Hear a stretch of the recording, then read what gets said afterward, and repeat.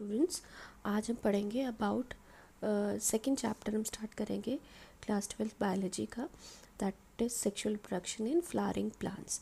Right, अब आपको ये पता है कि जो फ्लावर होता है वो रिप्रोडक्टिव ऑर्गन होता है प्लांट का, ये अपने क्लास 10th में पढ़ा है। तो उसी में we'll be studying pre fertilisation events, और उसमें we'll first study the male reproductive part, right, and that is known as the stamen. Stamen को मेल रिप्रोडक्टिव पार्ट कहा जाता है, जैसा कि आपको पता है।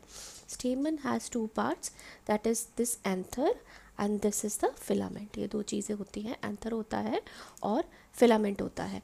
फिलामेंट होल्ड करके रखता है एंथर को, और एंथर में से पोलन ग्रेन निकलता है।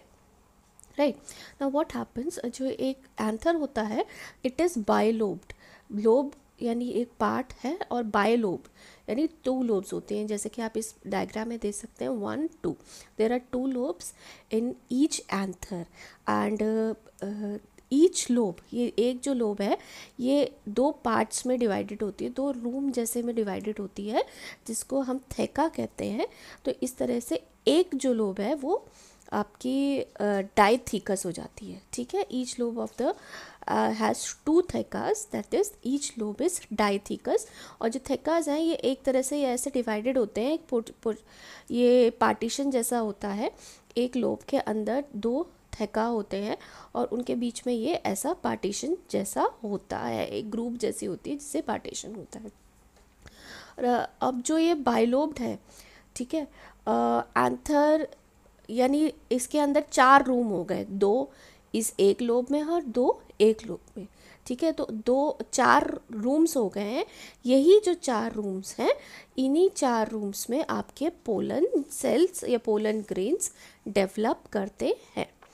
राइट, तो ये जो 4 रूम हैं they act as sac, pollen sac. ठीक है, यानी कि या पोलन्स के लिए रूम जैसा प्रोवाइड करते हैं। तो 2 इसमें होते हैं, 2 रूम्स एक लोब में होते हैं, 2 रूम्स दूसरे लोब में होते हैं। Right, now here it is written that the anther is a 4-sided structure consisting of 4 microsporangia located at the corners, 2 in each lobe. Right, the microsporangias या ये अंदर इसमें जो जगह होती है, जैसे कि आप यहाँ देख सकते हैं, ये अंदर ये जगह है, ये थेका है आपके, ये डाइथीकस हो गए।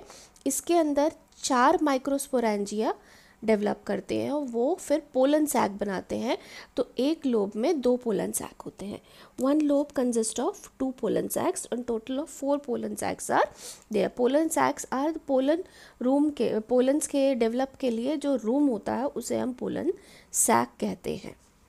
राइट, नाउ अब हम माइक्रोस्पोरेंजिया, अंदर यहाँ पे माइक्रोस्पोरेंजिया का स्ट्रक्चर पढ़ेंगे। राइट, उसके लिए let's come here to this diagram. ये एक माइक्रोस्पोरेंजिया का डायग्राम है। ठीक है, ये एक माइक्रोस्पोरेंजिया है, यानी ऐसे 4 होंगे। फाइन, ये एक पर्टिकुलर सिंपल यंग एंथर का आप देखोगे डायग्राम है, इसमें ये 4 जगह पे आपको ये सैक जैसे दिखेंगे। राइट, तो ये जो 4 सैक हैं they contain the microsporangia. Fine, और यहीं पे इन 4 सैक्स में पोलन ग्रेन्स डेवलप करते हैं। Now let's come to 1 microsporangia. एक माइक्रोस्पोरेंजिया को हम ध्यान से देखेंगे। तो जो माइक्रोस्पोरेंजिया है उसमें आपको 4 लेयर और 4 लेयर्ड सेल्स, एक वॉल मिलेगी जिसमें 4 लेयर्स हैं। ठीक है, 4 layer wall will be there in each microsporangia. The outer will be epidermis, right, जो प्रोटेक्टिव लेयर होती है। उसके अंदर वाली जो होती है that is the endothecium, then is the middle layer, and then is the tapetum और टेपटम।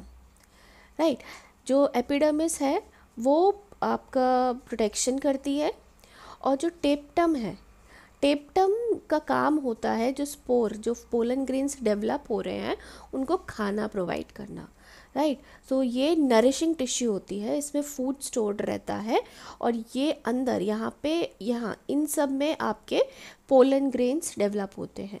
तो वो डेवलपमेंट के लिए फूड चाहिए, एनर्जी के लिए, तो वो जो खाना है वो ये टिपेटम प्रोवाइड कराती है। इस टिपेटम का डेंस साइटोप्लाज्म होता है, that cytoplasm is dense in comparison to all other cells. The cells of the tapetum have a dense cytoplasm, और ये आपको यहाँ दिख जाएगा, ये यहाँ पे black black black black dots हैं, वो यहाँ पे और कहीं नहीं है, इसी एक लेयर में आपको ये ब्लैक छोटे छोटे डॉट्स दिखेंगे, and this shows dense cytoplasm है, राइट। और सबसे अंदर टिपेटम के जस्ट अंदर यहाँ पे आपके ये पूरा एक ग्रुप होता है, group of cells is known as tissue. तो एक पूरी एक टिश्यू होती है जिसे हम स्पोरोजीनस टिश्यू कहते हैं, राइट।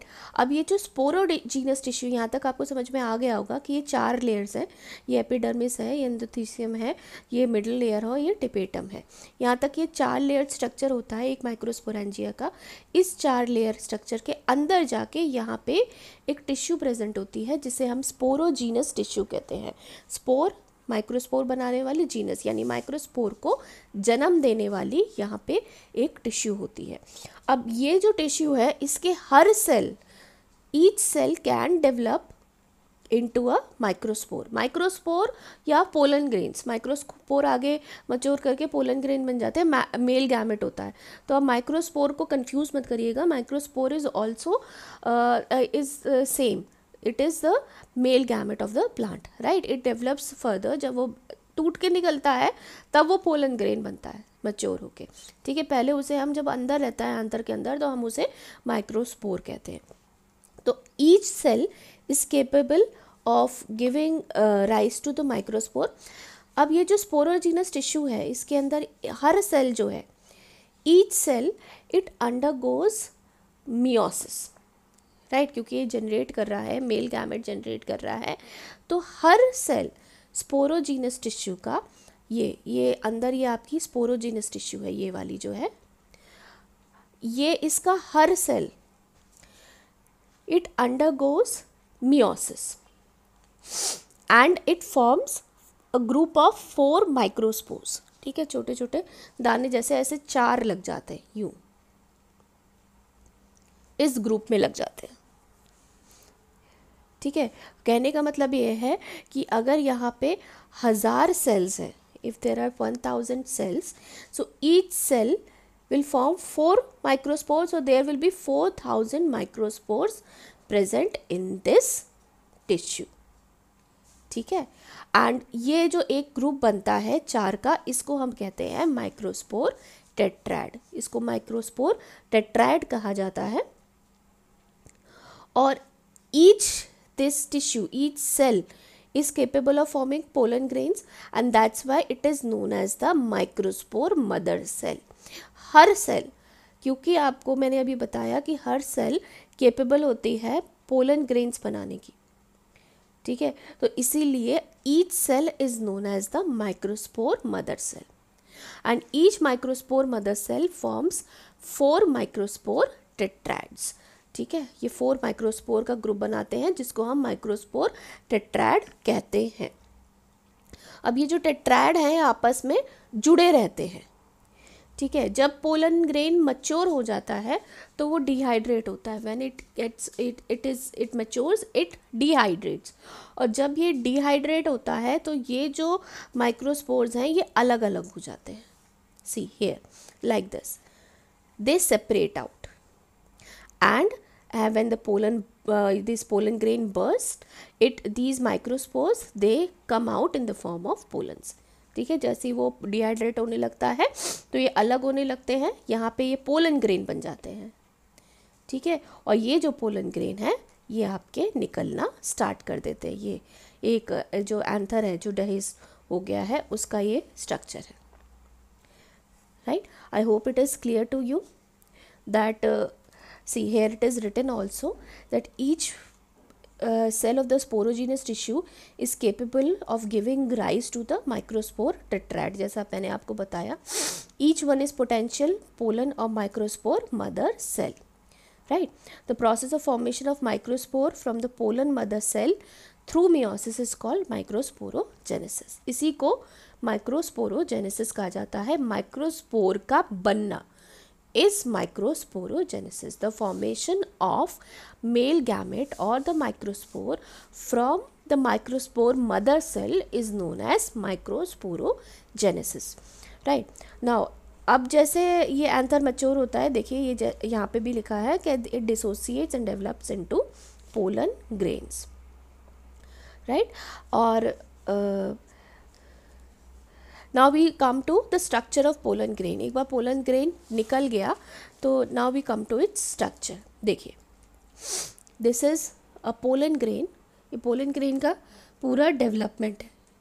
ठीक है, स्टेजेस हैं जिसमें पोलन ग्रेन पूरा डेवलप होता है. क्लियर? जो पोलन ग्रेन है, पोलन ग्रेन के 2 लेयर्स होते हैं. When the pollen grain comes out from the anther it has a 2 wall structure. ठीक है, उसका एक 2 वॉल स्ट्रक्चर होता है. जो बाहर की वॉल होती है वो बहुत हार्ड होती है. It is made up of sporopollenin and it is known as exine. Right, exine, and sporopollenin is the hardest this organic substance which there is no enzyme present to dissolve sporopollenin. Right, so you cannot, if you have pollens, you cannot dissolve the outer layer of the pollen with any enzyme. So it is that hard, and this is required if the pollen has to survive the harsh climate. क्योंकि pollen निकल गया, ठीक है, वो अब पानी में भी ट्रैवल करता है, वो एयर में भी ट्रैवल करता है, तो उसको हार्ड होना चाहिए, अदरवाइज तो बेकार हो जाएगा. It will not be viable. जब तक वो प्लांट किसी दूसरे फ्लावर के पास पहुंचेगा, जब तक वो मेल रिप्रोडक्टिव पार्ट तक पहुंचेगा, फीमेल रिप्रोडक्टिव पार्ट तक पहुंचेगा, तब तक उसको ज़िंदा रहना होता है. और इसीलिए उसका जो आउटर स्ट्रक्चर है वो बहुत, आउटर जो वॉल है वो बहुत स्ट्रांग होती है, उसको हम कहते हैं एक्साइन. अब एक्साइन पोलन ग्रेन में कहीं कहीं पे एक्साइन बहुत वीक होती है. ठीक है, उसको हम कहते हैं जर्म पोर. राइट, ये वो जगह होती है जहाँ से आपके पोलन ट्यूब निकलता है. पूरे कहीं से भी पोलन ट्यूब नहीं निकलता है. Pollen tube comes out from the germ pore. पूरा आउटर जो वॉल है एक्साइन, वो जहाँ पे वीक पड़ जाती है, ये जहाँ पे प्रेजेंट ही नहीं होती स्पोरोपोलिन, उसको हम कहते हैं जर्म पोर. जो इनर वॉल होती है पोलन ग्रेन की, उसको इंटाइन कहा जाता है. ये सेल्यूलोज और पेक्टिन की बनी हुई होती है. राइट, और ये जो इनर वॉल है, ये इसके अंदर भी प्लाज्मा मेम्ब्रेन भी होती है. राइट, और it helps in the survival of the inner material. Right, अब जो साइटोप्लाज्म है पोलन ग्रेन का, वो डिवाइड करता है. ठीक है, पोलन ग्रेन जब मैच्योर होता है तो वो 2 सेल्स में मैच्योर हो जाता है. तो पहला होता है आपका वेजिटेटिव सेल और दूसरा होता है ये जनरेटिव सेल. ये 2 तरीके के सेल बनते हैं आपके एक मैच्योर पोलन ग्रेन में. ठीक है, जो वेजिटेटिव सेल है वो बड़ा होता है, उसमें बहुत सारा साइटोप्लाज्म होता है, डेंस साइटोप्लाज्म होता है आपका, और अबंडेंट फूड रिजर्व्ड होता है, बहुत अबंडेंट फूड रिजर्व होता है इसमें. ठीक है, जो जनरेटिव सेल होता है वो छोटा होता है. जनरेटिव सेल छोटा होता है और ये जो है ये इसके साइटोप्लाज्म में, वेजिटेटिव सेल के साइटोप्लाज्म में फ्लोट करता रहता है. ठीक है, ये जो है इस जो पोलन्स हैं वो जनरली इसी सेल स्टेज में, यानी 2 सेल स्टेज में ही निकलते हैं. कुछ पोलन्स ऐसे होते हैं जो 3 सेल स्टेज में निकलते हैं. और 3 सेल में क्या होता है कि जो आपका जनरेटिव सेल है ये भी 2 पार्ट्स में डिवाइड हो जाता है, माइटोसिस करता है और 2 मेल गैमेट्स बन जाते हैं. ठीक है, अभी तो ये एक मेल गैमेट है. Right, it is the male gamete, और मेल गैमेट ये वेजिटेटिव सेल के अंदर फ्लोट कर रहा है. लेकिन कुछ पोलन ग्रेन्स ऐसे होते हैं जब वो निकलते हैं, जब वो रिलीज़ होते हैं, तो ये जो आपका जनरेटिव सेल है ये भी आगे माइटोसिस करता है और ये 2 सेल्स में या 2 मेल गैमेट्स में डिवाइड हो जाता है। उसे हम 3 सेल स्टेज कहते हैं। ये तो है आपकी 2 सेल स्टेज, और ये आपकी अगर इसी को ये 2 में डिवाइड हो जाए तो ये हो जाती है आपकी 3 सेल स्टेज, राइट। तो ये था आज pre fertilisation event in male reproductive part, right, जैसे स्टेमन में। हम नेक्स्ट वीडियो होगा on the pre fertilisation event in the female reproductive part of a flower. ठीक है, थैंक यू।